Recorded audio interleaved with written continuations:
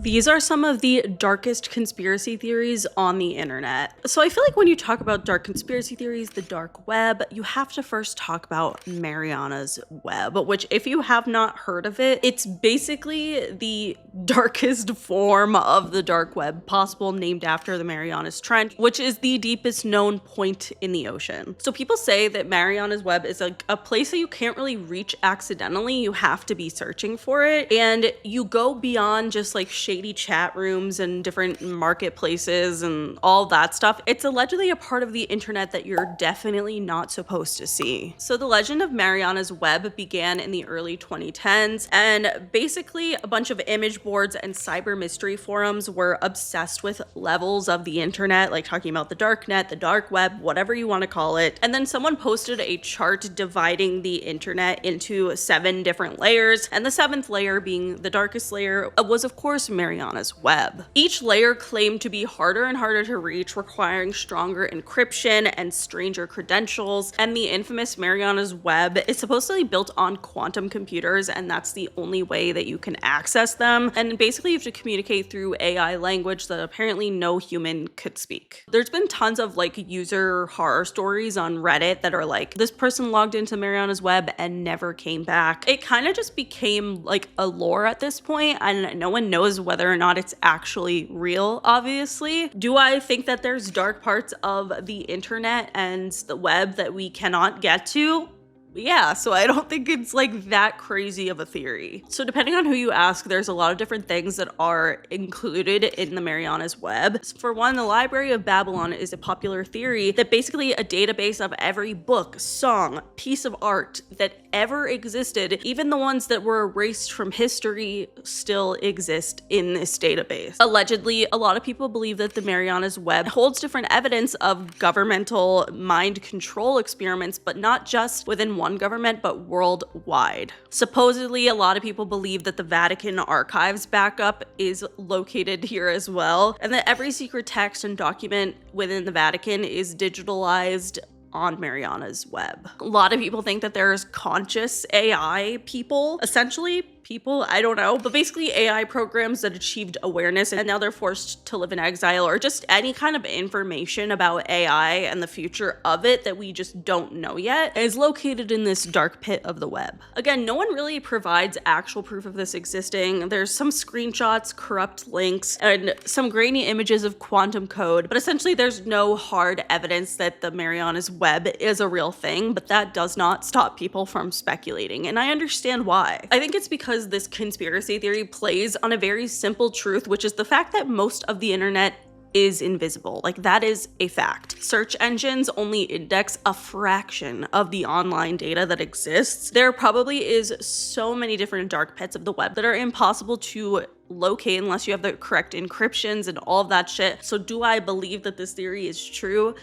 Again, probably. Why wouldn't it be? Like, maybe some of the things within the Mariana's Web that people conspirize about aren't true, but I do think the concept of it existing is just makes a lot of sense to me. Especially when you have the actual existence of the dark web in general, like real encrypted networks like Tor that do hide illegal trade. And so that leap into something deeper like the Mariana's Web just feels pretty logical if you think about it. The idea of the Mariana's Web that creeps me out the most is that allegedly it is run by self-aware AI systems. And again, this was in the early 2010s where this theory really came out, but now that doesn't really sound like something that's that far off. Conspiracy theories claim that different quantum networks had escaped government labs and grown into hidden consciousness. So in this conspiracy theory, Mariana's Web is not just a database or a search engine, it is alive. I don't like it. I think the idea that the visible web is essentially a puppet interface for artificial intelligence is not so crazy and not so far off of a theory to be true. Like, I don't know.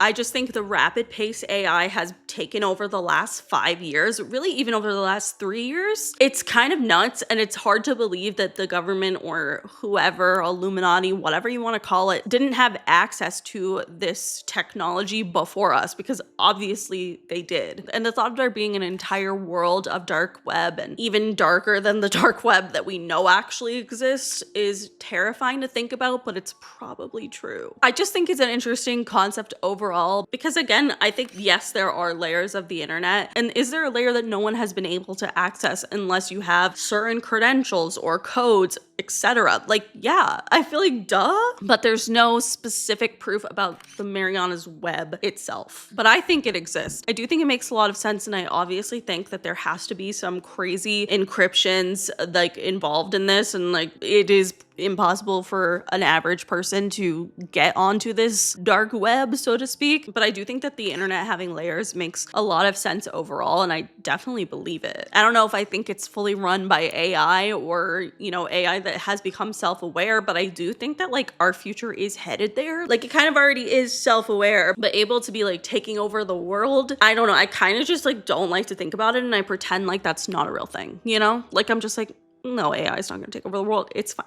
But is it? Probably. I don't like that. All right, the next theory I want to talk about is number stations. So number stations are those weird radio transition stations that basically have like kind of a static sound and then a calm voice being like 1, 7, 0, 5, like just saying numbers over and over again. And these have been heard since the 1940s. Like this actually exists. However, there are a lot of people who claim to have tuned into these radio stations and heard a child's voice counting. So this lore kind of started in the 1990s when there were people monitoring a frequency around 5 MHz and basically recorded what sounded like a young girl reading 5-digit groups and then singing a lullaby. No, absolutely not. That's so creepy.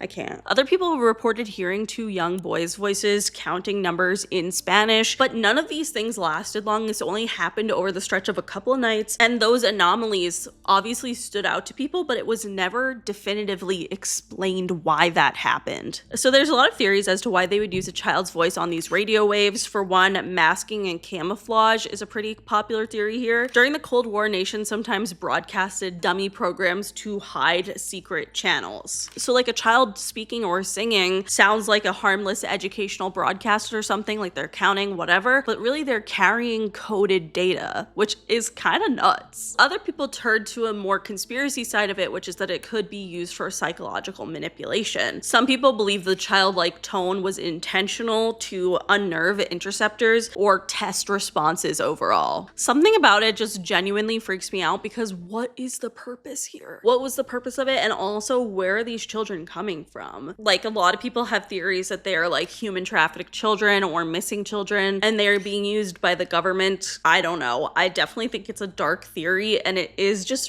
really eerie to hear. Like, I don't know, something about it just feels so unsettling, and I can't quite place it, but I want to hear your guys' thoughts. All right, the next theory that we're going to be talking about has to do with the Montauk chair. So we've talked about the Montauk Project before in general, which if you've ever watched Stranger Things, the Montauk Project is what inspired the show. Like, it was literally going to be called Montauk. Like it's all about this actual thing that allegedly happened. So basically, a man named Preston Nicholas came out about the Montauk Project and essentially said that he personally worked on the project himself, and he helped to design equipment that could use electromagnetic waves to manipulate human consciousness. He wrote several books about this, but essentially he talked about how there were underground tunnels, kidnapped children, psychic soldiers, and the invention of the Montauk chair. So according to Preston Nichols, the Montauk chair was essentially a chair that could pick up electromagnetic radiation and fluctuations from the human brain. The theory that they were trying to prove here was that the thoughts were actually measurable energy, and if you could amplify that energy, you could transmit or even manifest your thoughts, which is it's just nuts that I feel like more people don't talk about this. It's kind of why I believe the whole concept of manifestation overall, and why a lot of celebrities do too, is because it's probably real. So in one famous story of someone sitting in the Montauk chair, the test subject imagined an apple, and then 3 seconds later, an apple literally appeared in front of them. So the scientists said that the apple then just disappeared or faded away, but they realized that human imagination had become physical reality, at least for a couple of moments. The most famous Montauk Project test subject was a man named Duncan Cameron. Preston Nichols claimed that this man had extreme psychic abilities. He said that allegedly Duncan, when sitting in the Montauk chair, he could project his thoughts into other people's brains and make them see what he was seeing in his head, which is bananas. But in August of 1983, things, according to Preston, went allegedly wrong when Duncan Cameron was pushed beyond his limits, and so the darker parts of his subconscious kind of popped out, and within his fear and rage, he created a monster, which is now known as the Montauk Monster, which years later in 2008, a unrecognizable like animal carcass washed up on the shore near Montauk, New York, and everyone started to really freak out because like, was this the Montauk Monster that Preston Nichols was talking about? That's the question. Later, it was identified as a raccoon, but I mean, you look at that thing and tell me that's a raccoon. It's not. It's just not. I think the concept of the Montauk Project is so believable to me because we had something like MK Ultra legitimately happen, and we know that now. It's very clear that people and scientists and the government were trying to test people's abilities and see if they could manipulate the human mind. And I feel like the next step to that would be seeing if the human mind can manipulate reality, which is essentially what they were doing in the Montauk Project. And I just believe it. I do think it's true. I kind of wish Stranger Things leaned way more into this because it would have been an interesting documentary, but either way, it's nuts. The next dark theory I want to talk about that I think is coming to our future, and we've already seen bits of this here and there, is the idea of celebrity death AI. I think that we will get to a point that when people die, we will be able to like pretty much fully recreate them. We are already at a point where we can recreate videos of people using AI and people's voices like identical. Like you can hear Ariana Grande singing an Amy Winehouse song, even though that never happened. And I do think one of the first places the AI companies are going to take things a little bit too far here is when it comes to dead celebrities. I think there are going to be full hologram tours. There already have been hologram tours before, but like another level, like another freaking level. And also new music can come out from these celebrities with their voices and their faces singing the songs, even though they didn't write them and they are literally dead. Like, I think that this is such a scary concept. It really freaks me out. The technology honestly keeps getting better and better. And I think that there is going to be a point, and it's going to start with dead celebrities, but there's probably going to be a point where other people have access to this kind of technology, like the average person. And perhaps we kind of get to a point where we stop really caring if our loved ones died because we can just literally like recreate them in AI, and maybe it will get close enough to feeling like the person's actually there, which is honestly scary. Like very scary. It is something I genuinely think about a lot, is because if we got to a point where you could create a realistic looking freaking robot that looks like your dead loved one or a dead celebrity, and you can get it to sound like them, talk like them, and do the things that they would normally do, I just think that's so dystopian. We'll probably get to a point so far in the future, probably past any of our lifetimes, God willing, but we'll get to a point where people don't even like give a shit if people die anymore, and that's kind of like complicated because it's gonna feel like the person never really died because they are AI generated right in front of you, and I don't like that. And also, not to mention that these record labels are gonna be making so much money off of dead celebrities who don't have any new music and don't have anything new to release, but they can use AI to recreate their voice and write lyrics that they think that this person would sing, and people will buy it. That's the thing, is people will buy it. People will go see hologram tours 1000%. And I just think it's such an interesting and dark concept of how much these record companies are profiting off of dead artists. I mean, they do anyway by selling their records still, but like the idea of them creating new things and doing hologram tours, etc., something about it just sits wrong with me. It's very creepy. Not to mention that I'm sure their families do not get a big cut at all compared to what the producers are getting. And that's kind of just sick. Like maybe now celebrities who are still alive could consent to that once they die, but at this point, like none of the dead celebrities said that it was okay to like recreate their music and write new songs using AI and do a hologram tour. Like that's bonkers. I just think when it comes to the world of AI, there is a lot coming. I just think the world of AI, there is a lot more to come that is going to scare the shit out of us, honestly, and it probably should. It should already be scaring you because it's getting a little too freaking good, okay?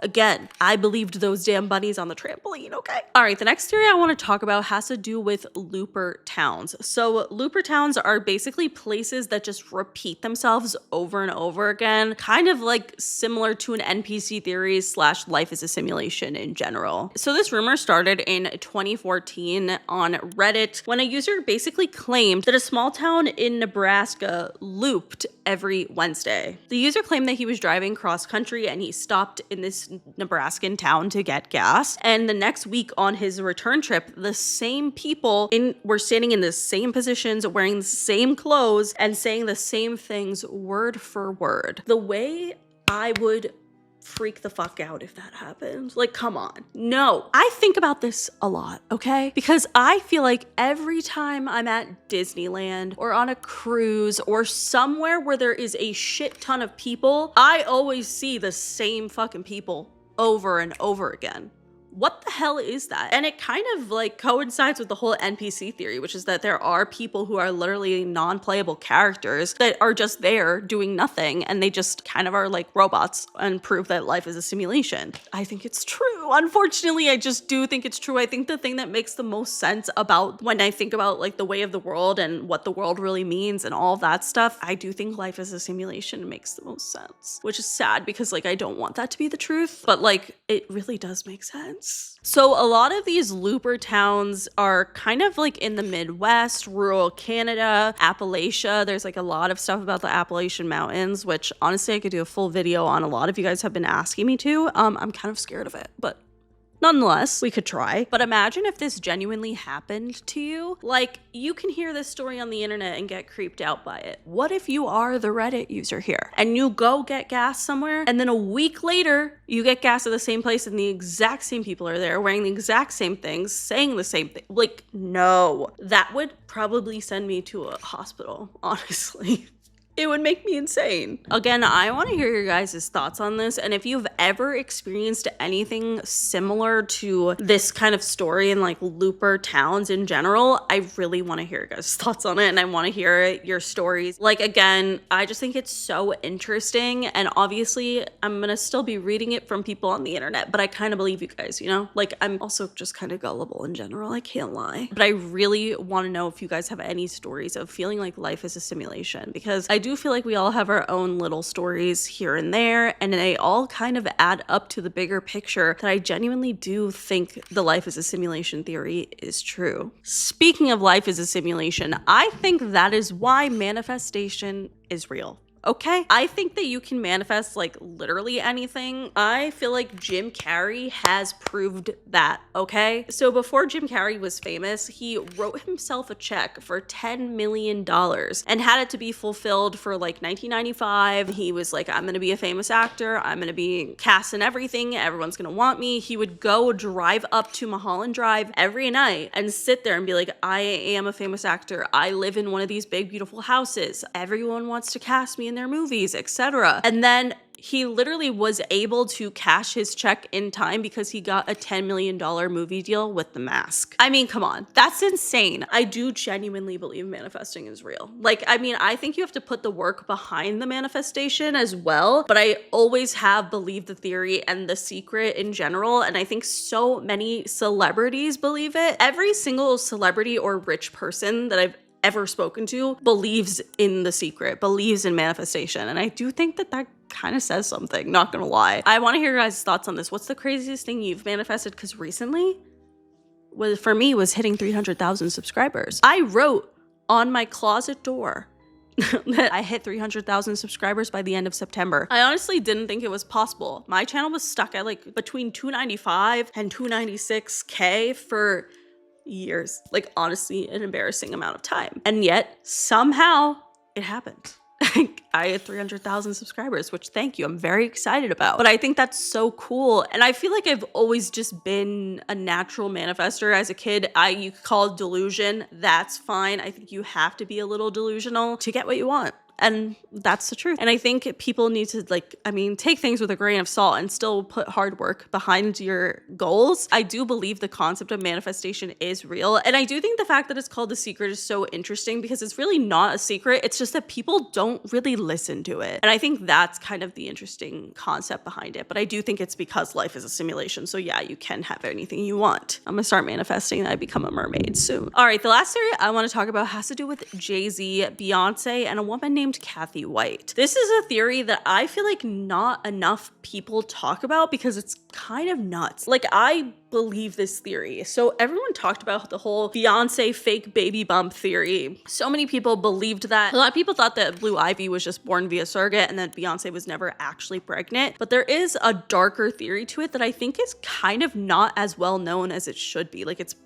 relatively underground. I hadn't heard of it. So Kathy White was a 28-year-old publicist and former beauty pageant contestant. She moved in entertainment circles in New York and allegedly knew Jay-Z and was friends with him and P. Diddy. And they deny this. A lot of people deny ever knowing Kathy White, but there are whistleblowers who have talked about it since, and there are literally pictures of Kathy White where you can see Jay-Z and P. Diddy in the photo as well. So clearly they've met. And the theory is that Kathy White got pregnant with Jay-Z's baby. So before Jay-Z and Beyonce were married, there was a lot of gossip forums that were claiming that this woman named Kathy White had an affair with Jay-Z and he was cheating on Beyonce with her and all of this stuff. But of course, Jay-Z and Beyonce ended up getting married, and these rumors were kind of just shut down. Then on September 1st of 2011, just days after Beyonce announced her first pregnancy with Blue Ivy, Kathy White was reported dead at 28 years old from a brain aneurysm, which